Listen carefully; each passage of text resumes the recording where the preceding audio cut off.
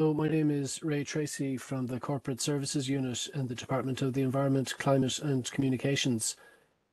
I'm just going to quickly take you through the Reduce Your Use campaign and how it was managed in the department. So I'll just move the slide along there. As you're all aware, the government decision mandated the Reduce Your Use campaign to be actioned in all public sector bodies.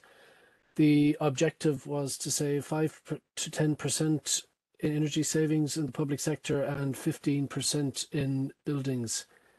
And the department committed to taking a leading role in the campaign, as one of the key objectives in our statement of strategy is to be a leader in climate action, and we committed to achieving at least 15% kilowatt hour savings for the purposes of the campaign.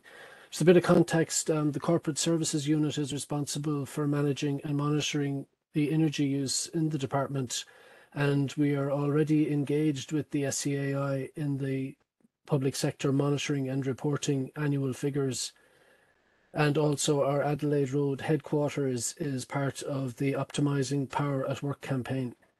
So just move the slide on that. So the baseline, like many others in the public sector, was identified as 2019, the last year that we weren't all impacted by the COVID-19 pandemic. The Corporate Services Unit would retain, obviously, records of energy use for our buildings per month and would keep tallies of all those figures. So we analysed that data for 2019 to come up to see what was our total kilowatt hour use in 2019, and looked at what would the kilowatt hour savings need to be to achieve the 15%. So let's move on. So meetings were held with our SEAI program support manager and also with our Optimising Power at Work consultant to discuss potential savings that could be made for the purposes of this campaign. The three areas that we identified as key areas to achieve savings were in the heating and in the IT systems, and also in raising staff awareness and what could be done by staff themselves on the ground in the offices. So the first and most important element we looked at was the heating in particularly our Adelaide Road headquarters, which houses approximately 85% of the total staffing of DEC at the moment. The mandate from government was to reduce the boiler temperatures and the heating temperatures there to 19 degrees from the standard setting, which would be pre-energy crisis 21 degrees. So this was immediately carried out on our BMS system, and also we set the system to ensure that there was no heat on in the buildings 2 hours before the closure of the buildings. To ensure that our system was optimized, and we brought in OPW contractors to review the heating system, the BMS and all the radiators, and they replaced a number of thermostatic valves that were damaged, which at least gave us assurance that our system was operating to optimal levels. We then adjusted those radiator valves to the sweet spot as identified in the SEAI campaign, roughly 3 on the little gauge on the radiators. The key saving, I suppose, in the mild weather conditions in October, and the department having taken action immediately on announcement of the campaign, allowed us to take the step to turn our heating system off for a large period of October, which, looking back on it now in February, March, had achieved a large amount of savings. So let's move on here now. The operating hours of the systems were usually set at 10 hours per day in public sector buildings. We reduced this from the shut-off in October up to 5 hours per day.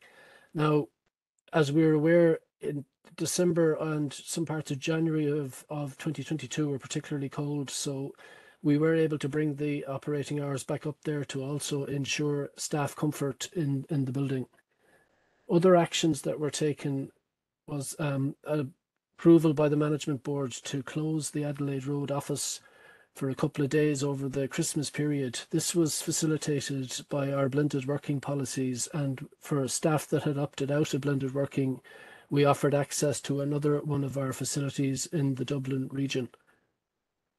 Just see what else we want to say about that. Look, we carry out procedures in the evenings to ensure everything is shut down. All lighting is shut down by our security staff. We apply exceptions and we monitor for out of hours usage to ensure there's no waste of energy. And this would come into us from both our own observations and our optimizing power at work consultant, who would advise us of any fluctuations he wouldn't expect to see on our systems, particularly for exceptions and out of hours use.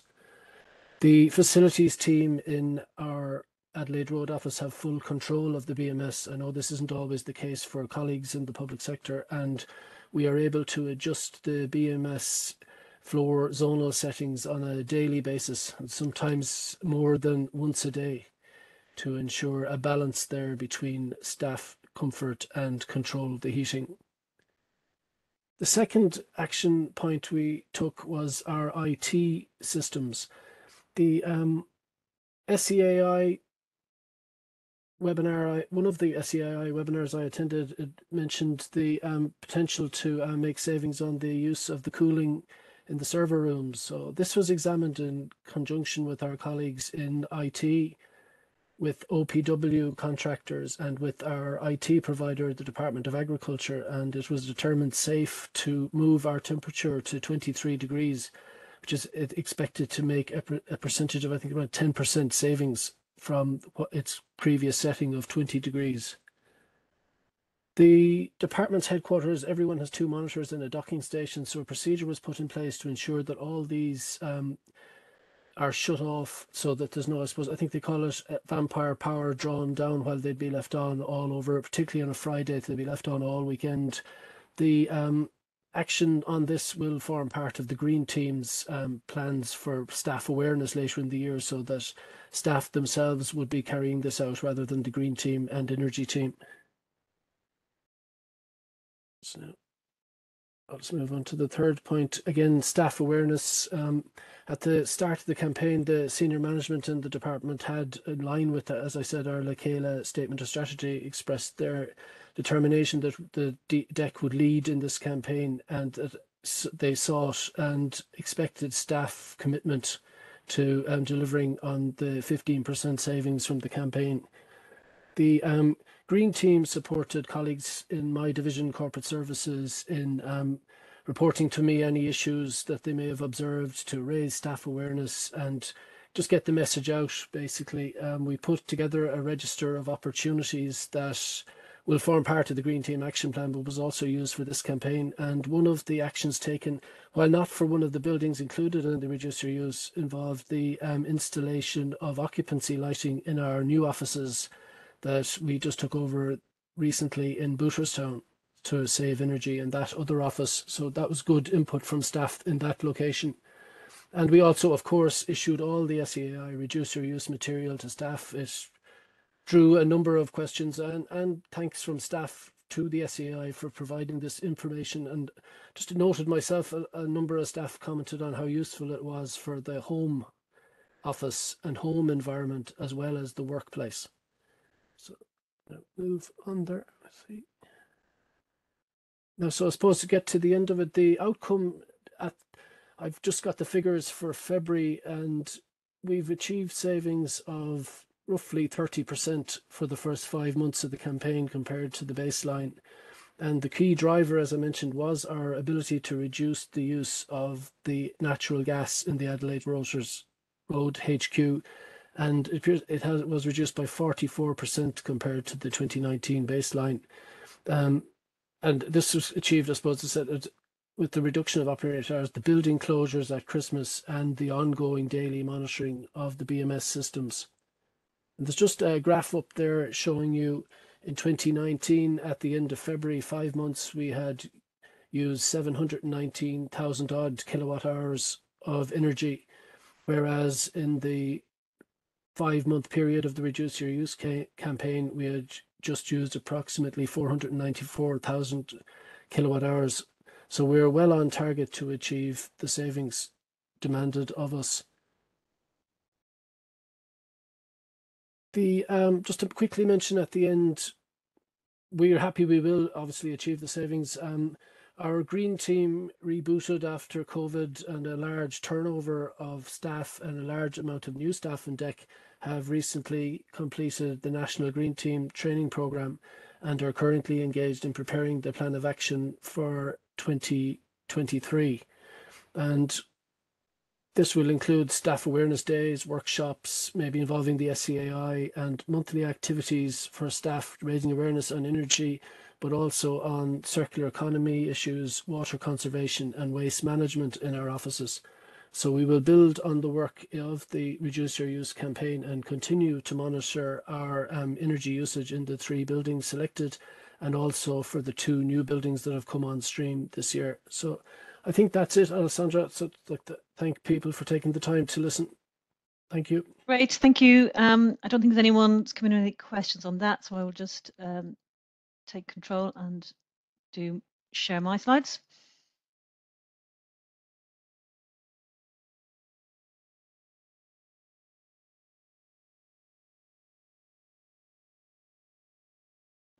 Right.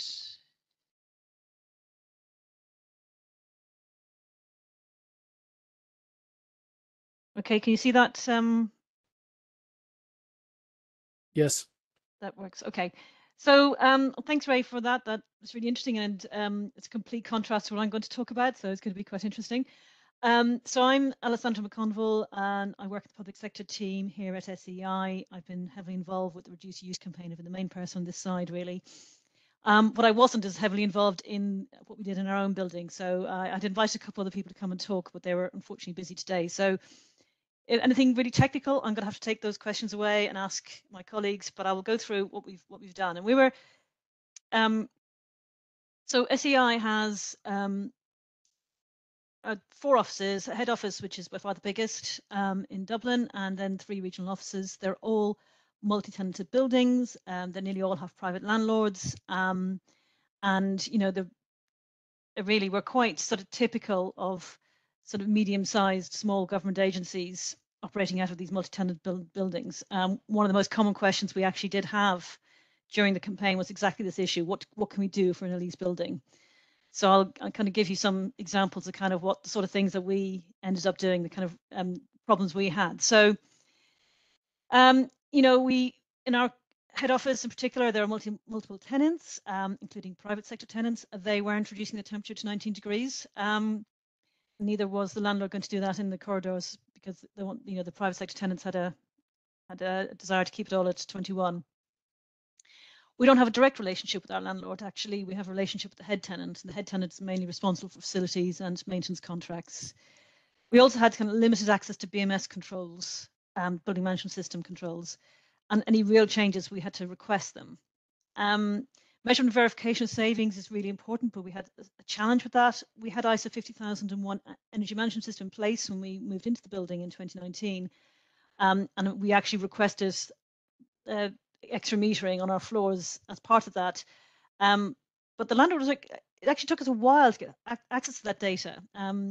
Partly we didn't get it in 2019 because we were kind of busy moving in, and then we moved out again due to COVID. And then actually the landlord's been quite reticent to give us that data, but we eventually did get some. And the impact of blended working is still kind of washing its way through the system, as it will be for many public sector bodies. You know, we have many of our people are on blended working, maybe 2 days a week in the office, 3 days at home. We tend to have team days, which are department days when they come in to the office. So you'll find some days are quite busy in some parts of the office, and some days are really quiet. And there's always parts of the office that are quite quiet. So we're not getting the occupancy that we expected when we moved in. And this isn't directly relevant, but I thought I'd include it. This is just to look at our energy related emissions, just to give you a sense of the challenge we have here. Out here is our 2030 target. 2016-18 average is our baseline. So blue is electricity and brown is gas. Even from there to there, we've got quite a big challenge to get to. But what happened in 2021, it's massively increased. And that is all to do with having moved into this new building. So the head office moves in 2019. We moved from a naturally ventilated building to a highly serviced, air-conditioned building, and we had a larger floor area, almost double, and almost double projected headcount as well. Also, we had to vacate that building shortly after moving in, as I mentioned. So most of the settings for heating, lighting, ventilation were unchanged from when the construction company commissioned them. And although it was built to an A3BER standard, the building was never really optimized for energy efficient operation. And that's what we're finding out now. The other thing as well, it accounts for 94% or so of our energy related emissions. So we focus on that. And I will do for the rest of the presentation. So what do we do? Well, our HQ building is actually very automated and staff have very little that they can control. So we didn't actually run the awareness campaign. So we instead focused on the requirements of the government mandate issued in September to reduce temperatures and change lighting settings and change hours of operation, things like that. We did set up a green team headed up by a director and included our facilities manager and representatives of different teams. We are obviously lucky in SEAI to have technical people on board, employees. We had one who's particularly strong in building services, which was very helpful to us. We made contact with the head tenant, but actually what was more useful was we were able to make contact with the original lighting and BMS contractors so that we had that direct relationship with them. Otherwise, we wouldn't have even have made the savings we've made. We would still be talking to and trying to get, talking to the head tenant and the landlord. We developed a register of opportunities looking at lighting, air conditioning, power, comms room, hot desking, water generation, and future steps that we can look at. And we included how we're going to monitor and verify the savings. As I said, we did manage to get hold of meter data eventually. And this is just an example of the first few lines of our register of opportunities.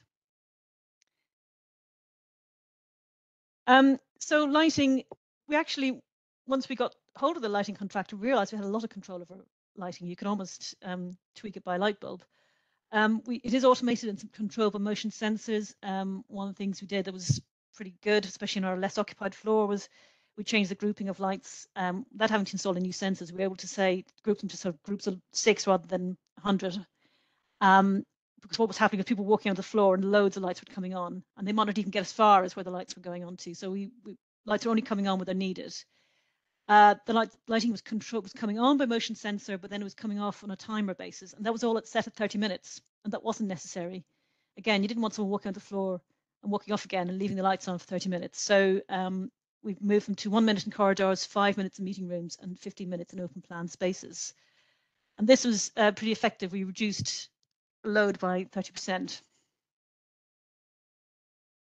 Air conditioning and heating cooling, there was a lot of fun here. We requested a change to 19 degrees centigrade, but when we first requested that, we didn't realize that there was a 0.5 degree either way dead band effectively. So once the temperature increased to 19.5 degrees, cooling kicked in. And as soon as it dropped to 18.5, heating started. And that led us to have a high cooling load on one of the coldest days of the year. And because it wasn't being monitored closely, it's likely that this was occurring even when the set point was at 21 degrees, so that the system must have been cycling through heating and cooling pretty much all year round. And that explains some of our high usages, I think, from before. So we did fix this, and now the cooling only starts at above 23 degrees, and we're hoping to get that up to even higher temperature at some point in future. We did have a much higher reduction demand on one of our floors. That was because there was a fault where the fan coils had to be was on the time clock, and the fan coils were turned off. What was interesting, we were able to leave it like that for a while because our fresh air came from a separate source. So we had no issue with ventilation. What we found was that the temperature actually never dropped below 19 degrees anyway. And people felt more comfortable because there was less air moving around. We're not quite sure what we're going to do with this information yet, but it's quite interesting to see that there was we might not have needed the extra fan coil air moving around on that particular floor. So yeah, we also changed the time clock. So as Ray was saying, we turned off heating early, and the building was able to retain heat sufficiently. So we could actually even bring that. I think we did it about 2 hours early. We could maybe even do that earlier in the day. And we also reduced fan coil speeds as well. And on the floors on the third floor, which is not where we had the fault, we had about a 30% reduction in heating demands and a 36% reduction in cooling. On the fourth floor where the time clock broke, we actually had we showed 75% saving in one part of the floor.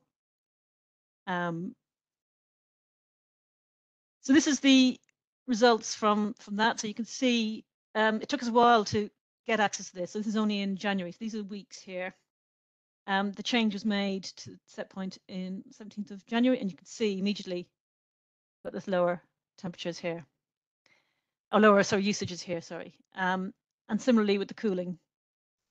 This is cooling during early January, which, as you remember, was pretty cold, and we've fixed that deadband issue, and we're now reduced. There is still quite a high residual cooling load, and that's kind of all in landlord's control.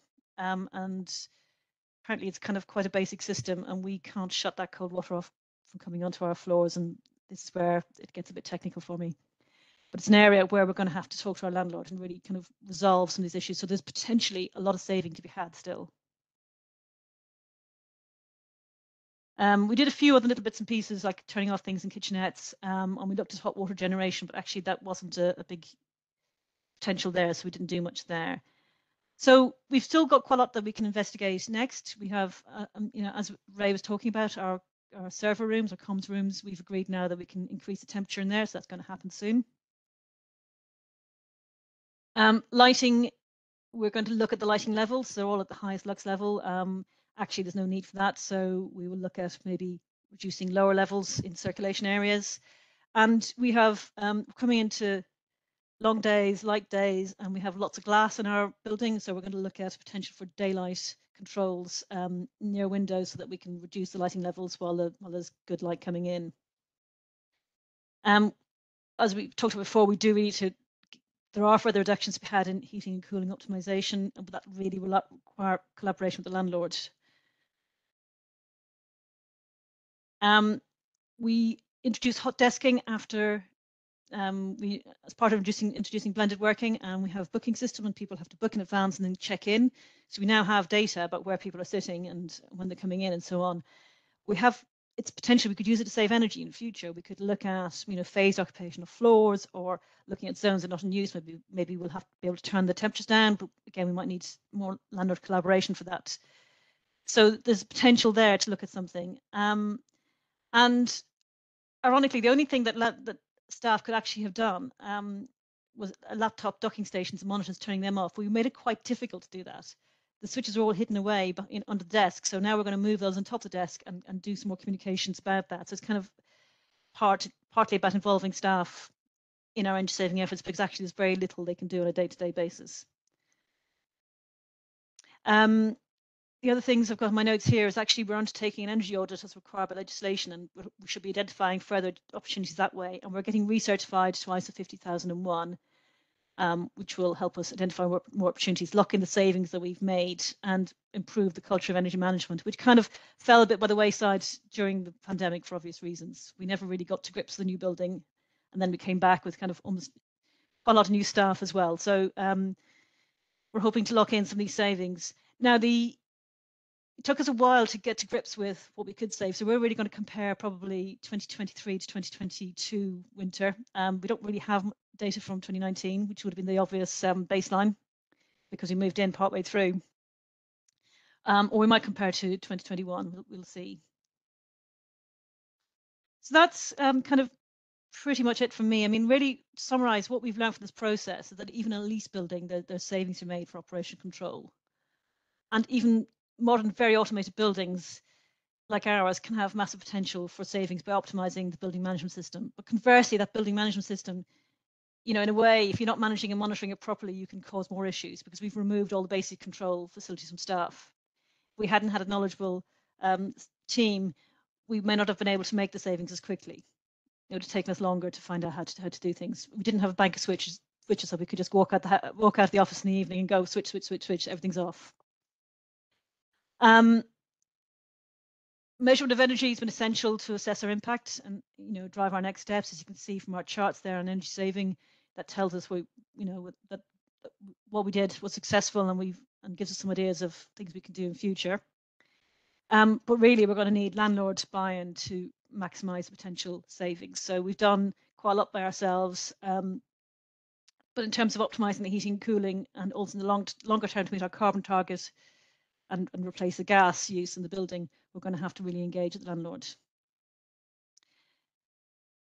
So, all in all, really, for me, Reduce Use campaign has shown us what's available to us, what savings we can possibly make, and now we just need to embed those savings, and that'll be partly around us getting back into our energy management system, ISO 50001, and locking in those savings those ways. So that's really it for me. I think it's quite a contrast to the DEC story. I hope you've got some questions for us. And I think there's some learnings for both of those types of approaches that we've had there. I'm just looking through to see any questions. I don't see any questions coming in.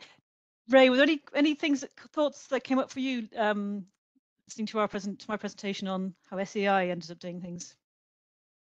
Yes, I suppose the key takeaway, I suppose, is the difference between a system where the facility staff in the department control the building management system, as to where you have to go to a landlord or to a facilities company engaged by the landlord. We would have that situation in another one of our buildings that have just recently been leased, so it didn't form part of the campaign. And again, in that building, there would be a large private sector tenant who didn't wish to have the heating controls changed over the winter period. So I suppose in that case, all we could do is write to the landlord or the facilities company requesting, but we can't, no more than yourselves, when there are other tenants and private sector tenants involved, it's limited what you can do with the heating controls. I suppose what's interesting about the lighting, and we're moving to a new deep retrofitted A2 rated headquarters in 2024 at Tom Johnson House in Haddington Road. So it'll be interesting for us there. There'll be a lot of work for the facilities team to learn how to use the new systems there with the heat pump technology rather than the fossil fuel as we transition away from fossil fuel. And the lighting, I suppose, is interesting to hear about the lighting, and I'd be interested just to see. We will run a campaign on lighting controls in our Adelaide Road headquarters later in the year with the Green Team to try and minimize the lighting. And there's the large windows opening out onto, if anyone knows it, onto across from the Eye and Ear Hospital, allows lots of natural light in. So we'll be hoping to reduce the level of artificial light being used by staff through awareness. And in the new HQ, looking at what you said about the lux levels and controls of lights, there seems to be plenty of potential there for savings. So we obviously would be having to discuss that with the OPW. They may already have put in good systems in that new retrofit. So it's all very interesting. Yeah, and I think one of the things about it as well is we never got a chance to optimize before COVID happened. And actually, there's potential. Those first 6 months, we could have been spending time kind of really thinking about how the checking is operating at its most effective. Yeah, I suppose another thing that there was potentially a lot of saving there. And I suppose from what you were saying about we also use a desk booking software in our headquarters building, and staff are, like in other areas, in 2 to 3 days a week. So there is potential, I suppose, when we move next year to look at controlling the heating and lighting in areas where there isn't as much staff occupancy on certain days. So it's again more things that could be looked at to see if more savings can be made. Great. I don't see any questions coming in, so I think we'll probably just draw to a close.